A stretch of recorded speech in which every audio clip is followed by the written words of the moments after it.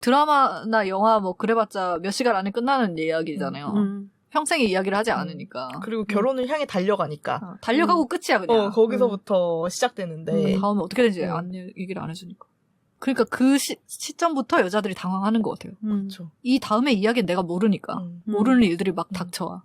현실 남자를 얘기를 하는데 그게 여자가 얼마나 남자가 보는 세상이 내가 보는 세상과 다른지를 그런 시점이 올 때까지 깨닫지 못하는 것 같아요. 정말 이해관계가 완벽하게 충돌하는, 내가 이걸 손해를 보지 않으면은 얘가 양보해야 되는 이런 그 어떤 대치 상황으로 되는 상황이 되는 거잖아요. 완전 결혼을 했을 때 결혼 이전까지는 어떤 오히려 협력에 가까웠다면 결혼을 한 시점부터는 이 관계에서 누가 이득을 보고 손해를 보느냐의 문제가 되게 극명하게 갈리는 순간이 와요. 근데 그 순간 여자들이 내가 여자고 얘가 남자라서 이렇게 됐다는 것을 인식할 수밖에 없는 것 같아요. 저는 제가 그렇게 깔끔하다고 생각해본 적이 없어요. 화장실 청소 한 번 하지 않은 상태로 또 어릴 때 결혼하고 자취하는 생활이 없이 바로 결혼했다 보니까 진짜 0이었어요. 그 집안일에 대해서 0의 지식을 가지고 했는데 상대도 마찬가지였거든요. 그러니까 똑같은 거죠. 레벨 제가 한 1이었으면 걔는 0이었어요. 근데 그러면 천천히 올라가서 다 같이 뭐 2, 3, 4, 5 이렇게 해서 서로 비슷하게 올라갔어야 되는데 어느 순간 난 레벨 10이 됐는데 얘는 계속 0이야. 난 만렙 찍는데 얘는 아직도 계속 0이. 너무 정확한 표현이야.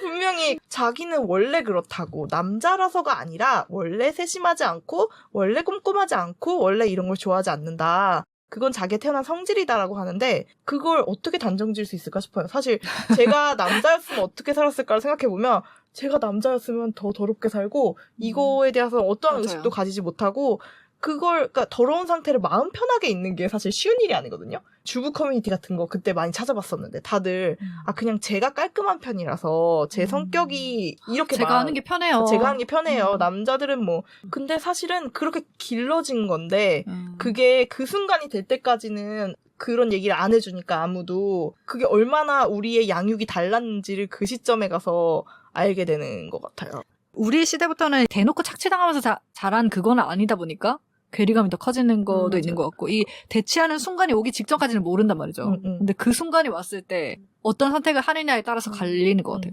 적극적으로 내가 이거를 이상하다라고 느껴버리면 너무 힘들어질 것 같으니까 미리미리 그냥 내가 더 깔끔한 사람이니까 뭐 이런 식으로 그런 식으로 적극적으로 받아들여 버리게 되는 게 아닌가. 그래서 저는 그 신혼 때 남편을 어떻게 길들여야 된다. 길들이면 마치 집안일 할 수 있는 것처럼. 그래서 뭐 남자는 칭찬을 많이 해줘라. 작은 일을 해도 이게 되게 칭찬을 오버해서 해줘라라든지 뭔가 이런 다양한 지침들이 있었어요. 그래서 그 지침들을 전 열심히 이것저것 많이 해봤거든요. 뭐 시간을 정해서 같이 해라. 막 이런 다양한 남자는 애다. 뭐 이런 거. 그런 것들을 했는데 그때 어느 순간이 오니까 길들여지는 건 나구나. 그 부분 너무 소름 돋았어요 진짜. 이거 꼭 읽어보셔야 돼요. 남자를 길들인다고 생각했는데 내가 길들여지고 있었던 거야. 코끼리가 아직 어릴 때 무리해서 떼내어서 움직이지 못하게 바줄을 묶고 꼬챙이로 찌르고 채찍으로 내려치면 그래서 벗어날 수 없다는 감각을 주면 얌전히 인간을 태우고 다니도록 훈련된다. 태국에서 그 과정을 파전이라고 부른다. 파전은 부순다는 뜻이다. 재밌는 일이다. 나는 고무장갑을 낀 손으로 말라붙은 밥풀을 벗겨내면서 생각한다. 내가 남자를 길들이려고 생각했다니. 코끼리는 난데. 이 모든 게 나를 길들이는 긴 과정이었는데. 내 안에서 뭔가 완전히 부서져 버리는 소리를 듣는다. 이거 약간 영화의 한 장면 보는 거죠. 너무 좋은데요? 뒤에 뒷모습이 딱 그려졌어요. 영화에. 저희 앞집에 친하게 지내던 아기 엄마분이 계셨어요. 그분이 저희 집에 오려고 하시는 거예요. 근데 저는 저희 집에 초대하고 싶지 않았는데 그분이 약간 띵동띵동을 해버려서 문을 열어버려서 저희 집의 실태를 보여드리고 만 거예요.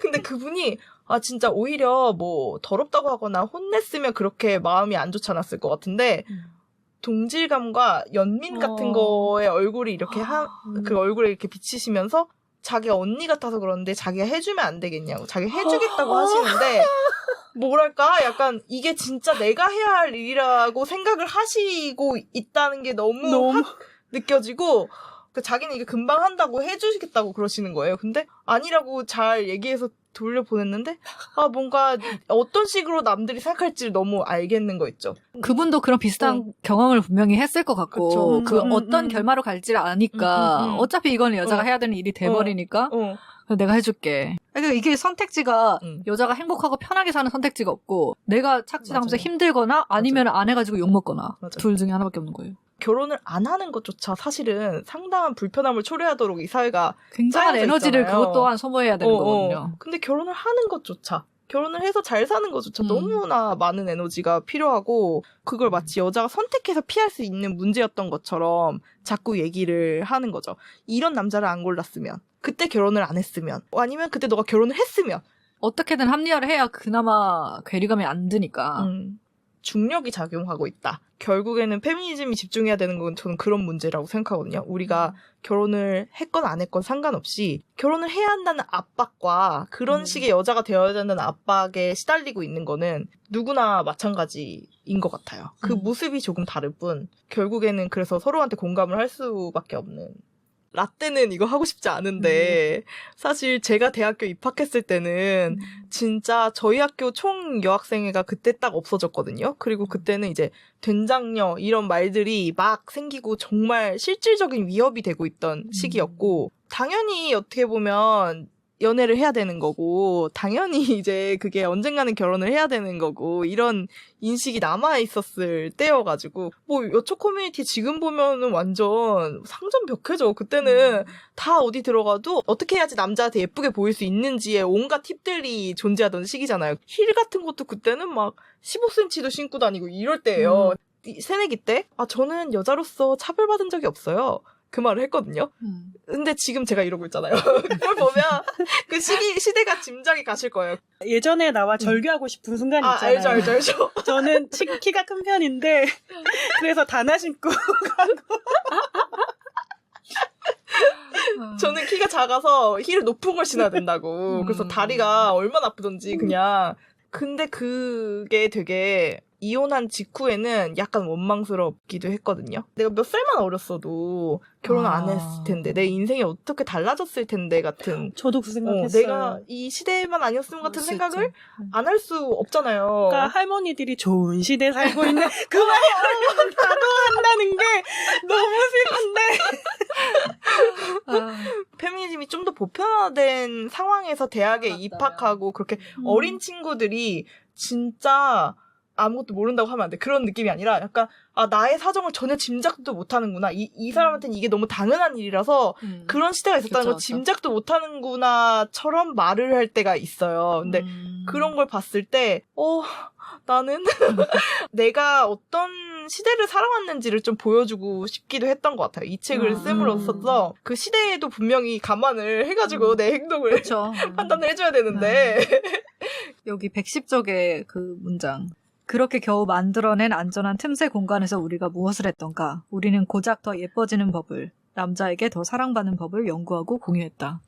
분명 더 예뻐지고 사랑받고 싶어서 술도 더 열심히 마시고 집도 더 열심히 나는 갈 수 있어 하고 갔는데 절 다 무서워하고 그런 시대를 겪었죠. 근데 되게 그때가 메시지가 이중적이었어요. 그러니까 된장녀가 되면 안 되니까 남자한테 기대면 안 된다는 그런 메시지도 존재하면서 동시에 남자들은 그런 된장녀를 상당히 좋아했던 그걸 몰랐어 그때는. 제가 둘 다 아니었던 거군요.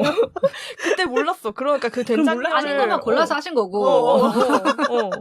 된장녀라기보다는 그거를 티내지 않는, 남자에게 의존하지 않는데 의존하는 척하는, 더치페이는 하는데 남자가 계산하게 카드를 준다든지 이런 식으로 몰래 이렇게 넣어준다든지 그런 게 이제 여성의 지혜 이렇게 되는. 저도 한두 번 그랬던 것 같기도 하고. 저야 여기 다 썼잖아요.